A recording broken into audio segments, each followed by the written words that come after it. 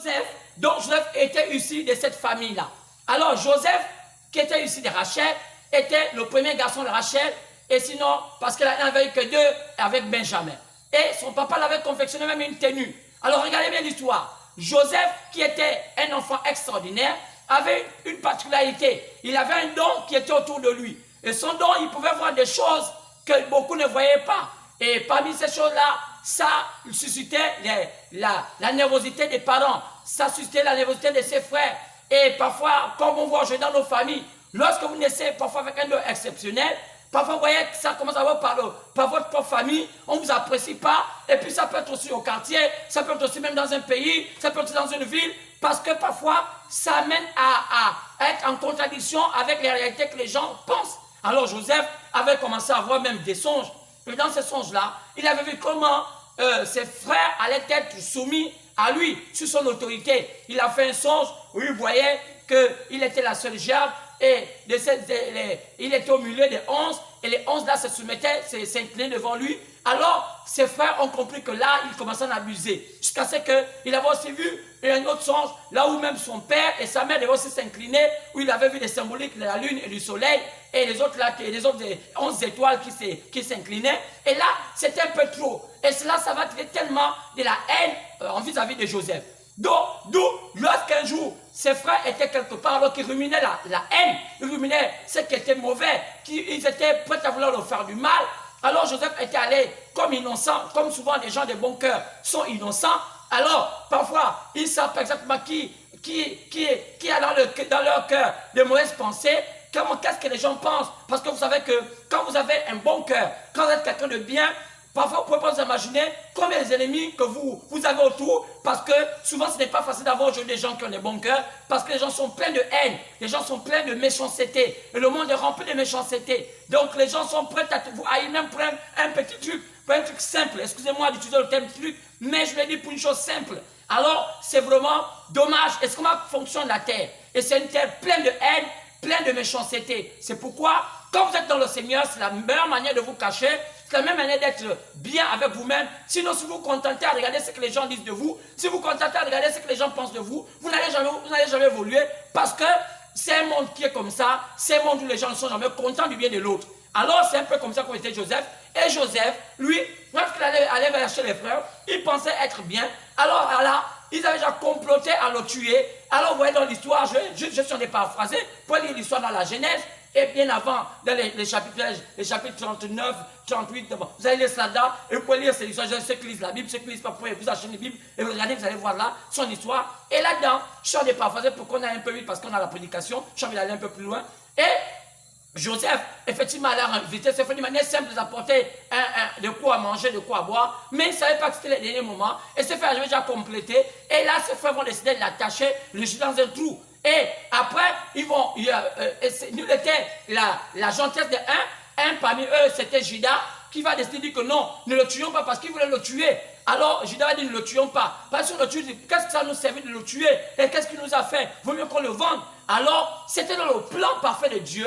Alors, il vendit Joseph aux Ismaélites. Vous savez que quand on parle des Ismaélites, ce sont les types de musulmans aujourd'hui. Ce sont eux qu'on appelle les Ismaélites. Ça vient du nom Ismaël. Parce que Ismaël, c'est un peu le père des musulmans. C'est le père, un peu le patriarche des musulmans. Alors, c'est pourquoi vous allez voir que dans la religion musulmane, il y a même le nom qu'on appelle Ismaël. Alors, c'était l'un des fils d'Abraham qui avait fait avec sa servante appelée Agar.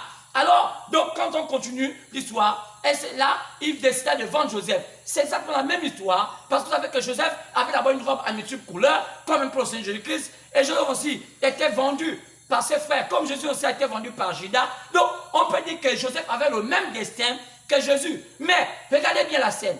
Dieu amène de faire des choses. Parfois même dans la haine de plusieurs personnes. C'est ce qui amène parfois Dieu à pouvoir réaliser souvent votre bien. Parce que c'est parfois, quand Dieu veut vous donner un destin, parfois votre chair va à l'encontre d'un destin. Et parfois vous allez souvent dans les milieux, souvent des milieux hostiles, ou bien vous recevez certaines choses qui ne sont pas bien. parce que Dieu a un plan avec ça. Donc n'ayez pas peur de ce qui peut arriver, parce que tout ce qui arrive, c'est Dieu qui permet pour un but précis. Bon là, l'histoire dit que c'est bien lorsque le malheur arrive, mais malheur par qui le malheur arrive, c'est là aussi c'est compliqué. Et pourtant Jésus devait mourir, mais malheur à Judas qui l'avait trahi. Donc Judas était condamné, et pourtant il avait l'air bien fait, mais pourtant ce qu'il avait fait c'était une malédiction pour lui. Donc c'est pourquoi n'ayez pas peur lorsque parfois les gens vous trahissent, lorsque les gens font ce qui est mal, parce qu'il y a un plan derrière ça. Mais malheur à ceux-là par qui sont inspirés à faire ce qui est mal. Alors c'est pourquoi, lorsqu'on regarde bien, Judas dit, ne tuons pas notre fille, notre frère, le vendons-le peut-être, il avait trouvé ce qui était bien. Alors, on vendit Joseph aux Ismaélites, et les Ismaélites le vendirent en Égypte au prêtre appelé Potiphar. Arrivé là-bas, alors qu'est-ce qui s'était passé? Potiphar l'avait accepté. Alors, Potiphar l'a accepté parce que c'était un homme exceptionnel. D'abord, c'est un homme était beau de visage, il avait aussi un bon cœur, et Potiphar avait fait de lui, celui qui allait garder sa maison comme le majordome. Et là-dedans, il trouvait encore un autre problème. C'est la femme de Potiphar qui voulait avoir une relation sexuelle avec lui. Vous voyez, la vie est faite d'un peu de méandres, le haut et le bas. Et tout ça, il faut traverser cela. Je avais compris que à quoi bon sortir avec la femme du mec alors que je n'ai pas un destin avec elle? Il n'y a rien. Il y a plusieurs comme ça qui gâchent leur vie pour des futilités. Parfois, ils sont employés d'être un chef. Et la femme du chef commence à le désirer, comme on chante en Afrique, la femme de mon patron. Et parfois, ils tombent dans les travers de sortir avec la femme du patron. Et là, leur destin, c'est détruit. Alors, je avais compris qu'un enfant de Dieu connaît son destin,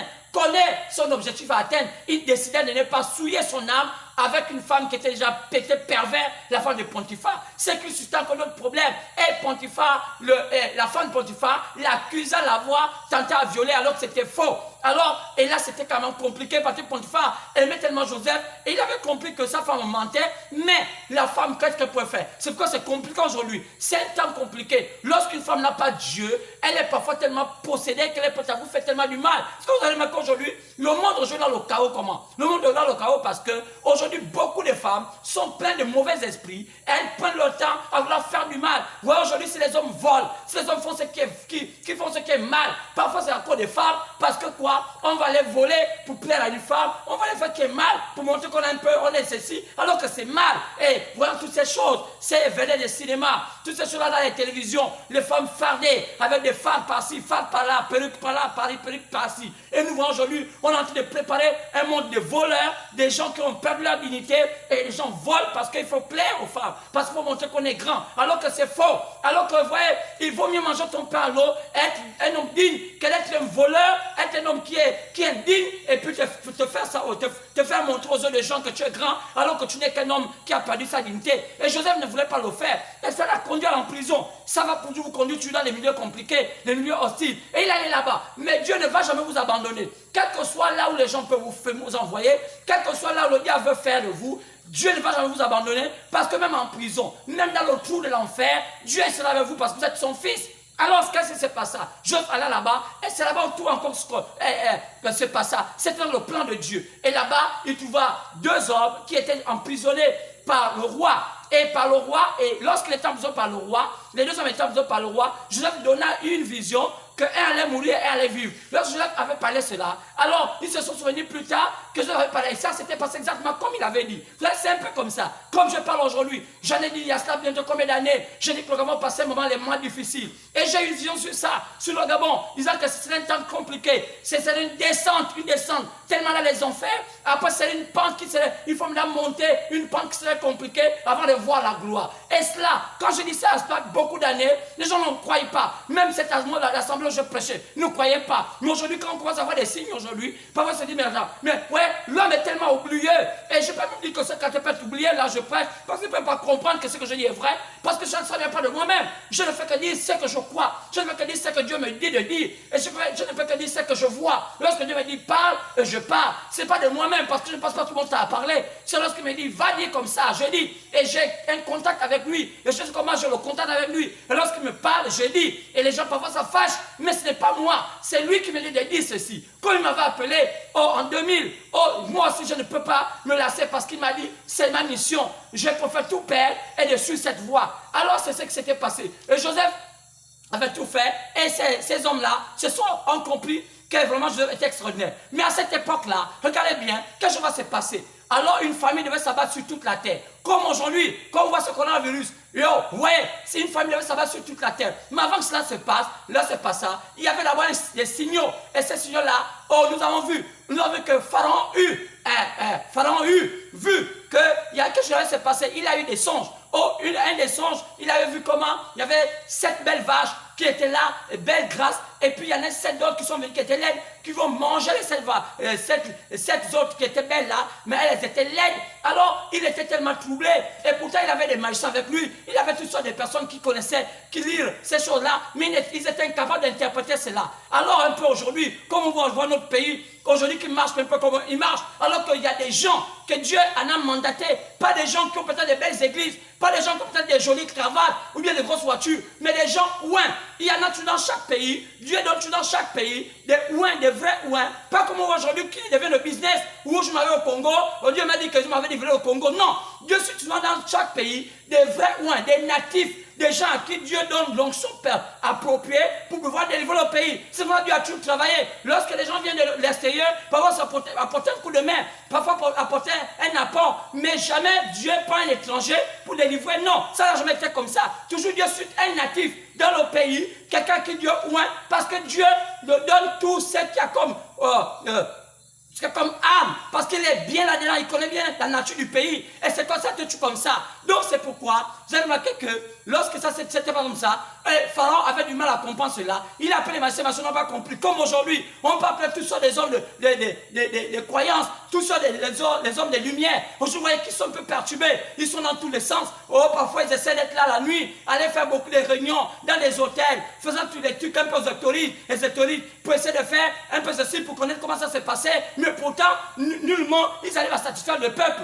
Mais comment ils n'arrivent pas? Alors ce sont les hommes qui se disent, ce sont les hommes de lumière. Parce qu'il y a des choses que Dieu ne permet pas à ces hommes-là de connaître. C'est exactement comme ça. C'est ça qui fait qu'aujourd'hui le monde est dans la perdition. Mais le but des vrais hommes de Dieu, c'est d'éclairer le peuple. Éclairer, la Bible dit que mes brebis entendent ma voix et me suivent. On ne peut pas laisser un peuple dans les ténèbres. Alors chacun est libre de croire ou ne pas croire. Maintenant, celui qui ne croit pas, il est condamné, il est libre. Personne qui dit que c'est faux, c'est lui-même. Et c'est vraiment comme ça s'était passé au temps de Noé, comme ça s'est passé avec Sodome et Gomorrhe. Donc, on ne peut pas forcer quelqu'un à croire la vérité. La vérité demeure la vérité. Que celui qui ne croit pas reste, l'incognité ne peut pas arrêter la vérité. C'est la vérité. La vérité reste la vérité. Alors, Joseph a continué à dire, plutôt, Pharaon continue à avoir un autre songe. Là, il a vu les épis. Il y avait 7 épis qui étaient belles avec des blés, le blé bien formé. Les autres qui étaient maigres. Et on a vu ceux qui étaient maigres engloutis, ceux qui étaient bien formés. Alors que Pharaon était tellement troublé, tout le monde entier était troublé.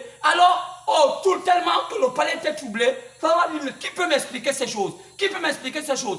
Personne ne pouvait expliquer ces choses. Personne n'était prêt comme aujourd'hui. Même les formations ont du mal à expliquer. Les Ngangos ont du mal à expliquer. Les Buddhistes ont du mal à expliquer. Les gens de Mélanie ont du mal à expliquer. Tous les systèmes, les mathématiciens ont du mal à expliquer. Mais c'est pour dire que Dieu a une manière de travailler. Alors c'est pourquoi, regardons bien. Regardez bien. Qu'est-ce qui s'était passé? On a remarqué que Pharaon a demandé dans tout le pays, est-ce qu'il n'y a pas quelqu'un qui peut connaître ce genre de choses? Mais il y a un qui s'est souvenu de Joseph dans la prison. Il dit, je connais un. On était en prison. Il a dit des choses qui a vu le jour.